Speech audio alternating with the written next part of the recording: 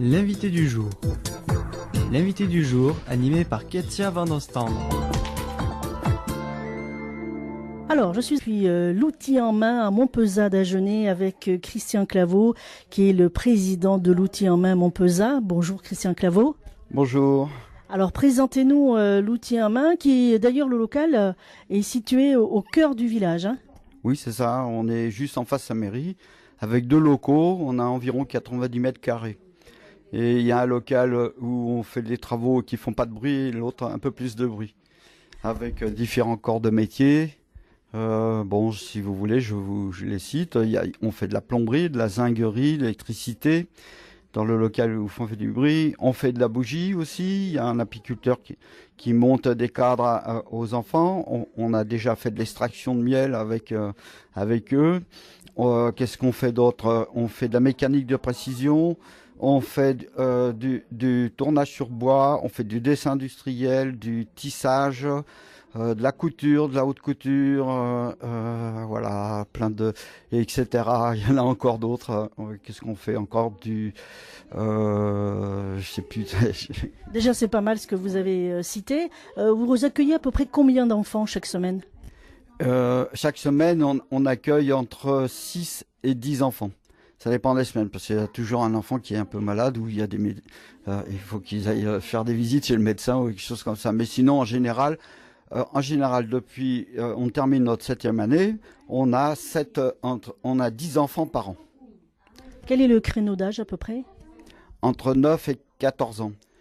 Voilà. Alors l'intérêt que l'on a, c'est de progresser dans les matériaux les machines, de façon à prendre des enfants un peu plus jeunes. Le problème qu'il y a, c'est qu'on est éloigné des grandes villes. On n'a pas autant de disponibilité. Si vous voulez, les enfants sont obligés, ils vont à l'école, ils rentrent tard, ils ont pas la même vie que que les enfants des villes. Et on constate qu'à partir de 12-13 ans, ils viennent plus. Pourquoi? Parce que ça devient trop lourd pour eux à gérer les deux.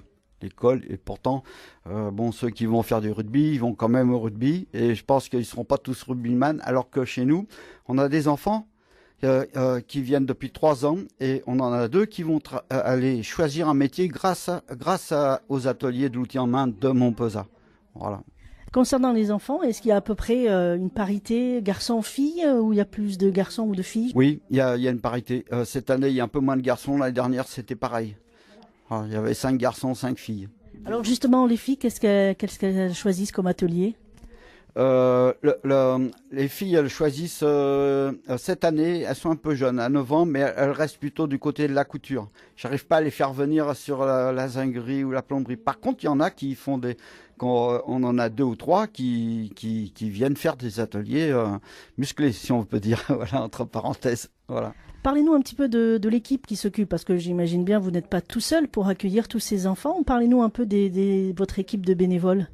Alors on est 14, on vient pas tous en même temps. Et il y a tous les mercredis, il y a 2 accompagnatrices qui viennent qui surveillent les enfants. Ils font pas d'atelier, ils surveillent pour les encadrer, pour éviter qu'il y ait des petits chahuts. Parmi elles 2, il y en a une qui fait des gâteaux tous les mercredis. Il y a goûter à 4h30 et à goûter jusqu'à 5h. On range et puis il y a un petit goûter tous les mercredis. Et pour les jeunes et puis pour les vieux. C'est ce qui est sympa. Et au niveau alors aujourd'hui, on a recruté un nouveau monsieur qui va faire des moulages, qui fait du moule, qui était mouliste. Moi-même, j'ai été fraiseur, outilleur, ajusteur, et puis après, je me suis recyclé parce que de toute façon, les gens qui nous écoutent pensent que avant on disait 36 métiers, 36 misères. C'est pas vrai. C'est enrichissant de faire plusieurs métiers dans sa vie. Et moi, j'ai eu la chance d'après retourner mais il faut apprendre quand même. Il faut jamais, même pour être apiculteur, il faut apprendre. Après, je suis retourné à la formation professionnelle des adultes. Il y a tout ce qu'il faut maintenant pour les gens qui ont envie de trouver un métier. Alors, on a une dame qui fait du tissage. Alors, elle est venue le dimanche dernier avec un monsieur qui venait du Niger. Et dans sa famille nigéroise, lui, il est bijoutier. et les autres de sa famille sont agriculteurs, ils font les légumes. Et il est venu ici, ça fait 2 ans qu'il vient ici nous proposer, nous faire voir ce qu'il fait. Et donc on est très heureux de l'accueillir. Et Sylviane, cette tisserande, elle va là-bas pour aider les gens à monter des écoles. C'est ce qui est intéressant, à chaque fois elle nous ramène des idées qu'elle a fait, enfin tout ce qu'elle a fait là-bas. On a donc le tourneur sur bois qui s'appelle Michel Lagourgue, son épouse qui est accompagnatrice Josiane Lagourgue, qui vient tous les mercredis depuis 7 ans. Il y a donc Sylviane Rambaud qui est tisserande, qui est une artiste, elle a des gros métiers à tisser chez elle et elle fait des tableaux de peintre. Parce que bon, elle a besoin de gagner sa vie encore. On a Michel Viau qui est ébéniste, menuisière. On a un pailleur-empailleur Bernard Flores qui est indisponible en ce moment, mais qui vient faire des petites choses avec les enfants. On a une couturière qui fait de la broderie, une couturière qui était professeure celle qui fait de la broderie, c'est Marie Marie-Gabrielle. Marie-Gabrielle, merci. Voilà, Marie-Gabrielle Tarot. On a notre secrétaire qui s'occupe que de la gestion de l'administration et de l'ordinateur, c'est Daniel Ferrand. Nous avons Claude Lajugie qui fait des bougies, qui habite Saint-Barthélemy. En fait, le problème, c'est un problème aussi, c'est que tous nos gens de métier viennent de loin. Moi, je suis plus près, j'ai 15 km aller-retour, donc c'est pas loin. Mais sinon, tous les autres, viennent de loin, 40 km. On a un monsieur qui était plâtrier carreleur qui vient plus, qui lui faisait 40 km. C'était Daniel Viel. Voilà. Mais cette année, il peut plus venir parce qu'il a un certain âge. Il commence à plus vouloir. Il faut avoir de l'entrain quand même pour s'occuper des enfants. Alors toutes ces personnes qui vous aident à encadrer ces enfants, ce sont tous des bénévoles retraités? Normalement, oui. On a une dame qui vient faire de la vannerie, Marilyn Vielet, qui elle travaille encore. Voilà. Il y a que cette personne qui est, et le monsieur Alain Marchais, qui est couturier, qui faisait de la haute couture, qui a quand même encore un magasin à Agen. Et les ateliers se passent chez lui. On emmène les enfants là-bas, suivant la disponibilité des enfants. Et c'est grâce à lui qu'il y a 2 enfants qui ont envie de faire ce métier. Alors, je suis avec Christian Claveau, qui est le président de l'outil en main Montpezat. Alors, comment ça se passe quand vous accueillez pour la première fois un enfant il est là d'abord la première fois juste en observation ou il est déjà mis de suite à contribution pour réaliser quelque chose? Les enfants viennent, s'ils ont envie de participer aux ateliers, ils peuvent venir 2 séances gratuitement, parce que c'est quand même pas gratuit. Et ils viennent 2 fois pour voir si ça leur plaît. Et après, si ça leur plaît, ils vont auprès de notre secrétaire, ils vont signer une charte de tenue, de bonne tenue. En fait, on a une idée compagnonique un peu dans l'esprit qu'on a. C'est ouvrier, donc très simple, mais quand même, il faut du respect. Il faut que les jeunes, si ça leur plaît pas, ils viennent plus. Voilà, même s'ils, voilà. Donc, ils s'engagent eux aussi. À faire ça. Et le 30, alors ils viennent.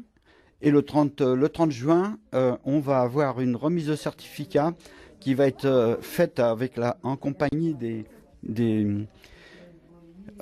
responsables politiques et puis Madame le maire, qui va leur remettre un certificat d'initiation. Les enfants vont présenter toutes les pièces qu'ils ont faites dans le courant de l'année et ils emmènent ces pièces chez eux après. Donc ils repartent avec comme une sorte de diplôme. Voilà, moi c'est ce que je dis, vous avez raison de dire ça, c'est que c'est le premier diplôme qu'ils reçoivent de leur vie. Un enfant de 10 ans, il reçoit un diplôme, ils sont fiers. Hein. Voilà. Et alors comment se passe justement cette journée du 30 juin? J'imagine que c'est ouvert aussi au public. Eh bien, en fait, ben oui, si les gens veulent venir, mais on n'a pas la possibilité et puis l'action, il faudrait, je sais pas le faire. Il faudrait médiatiser ça. Grâce à vous, ça peut arriver. Mais les gens, alors c'est le samedi 30 juin à partir de 17h. Voilà, et on remet. Et après, il y a un petit apéritif. Et puis nous, alors les gens qui ont envie de faire partie de l'outil en main, ils peuvent venir. On a besoin de gens de métier. Vous savez, une après-midi dans une semaine, c'est pas beaucoup. Et puis nous, les retraités, il faut transmettre aux enfants parce que ils sont tous en perdition. On voit partout qu'il y a plein de gens qui veulent travailler, mais ils savent pas. Il faut apprendre. Il faut se donner le temps d'apprendre. Et nous, on a le temps, tranquillement. Voilà. Et les enfants, vous verrez tout à l'heure. Oui, j'imagine que pour vous, mais comme pour toute votre équipe de bénévoles, cette notion de transmettre ce savoir-faire, c'est très important.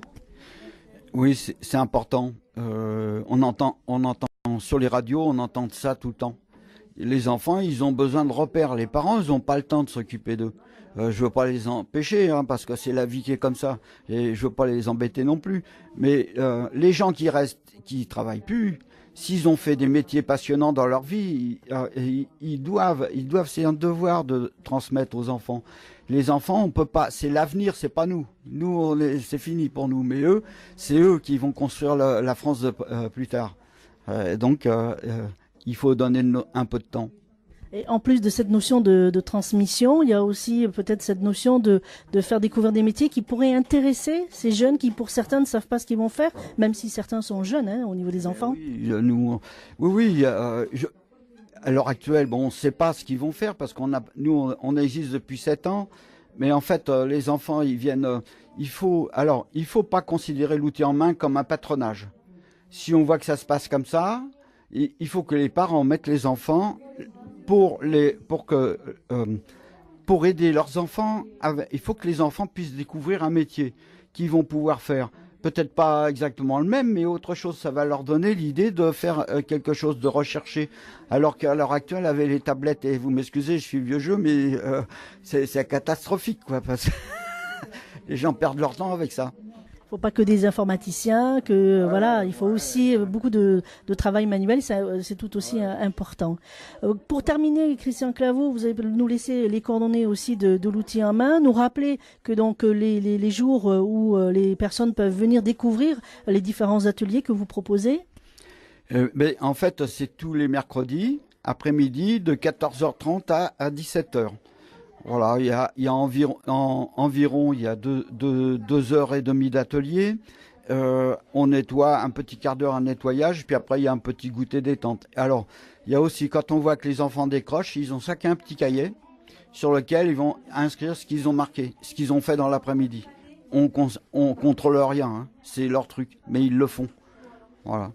Et donc, laissez-nous les coordonnées de l'outil en main. L'outil en main, c'est 1 place de la mairie à Montpezat. Sinon, vous avez mon numéro de téléphone, si c'est plus simple pour vous. C'est 05 53 94 76 92. Très bien, merci beaucoup Christian Claveau. Je rappelle que vous êtes le président de l'outil en main situé à Montpezat d'Agenais. Merci de nous avoir accueillis dans ce local qui est très très bien agencé. Merci beaucoup. C'est moi qui vous remercie. Merci. C'était l'invité du jour, animé par Ketia Van Oostende. Espoir FM.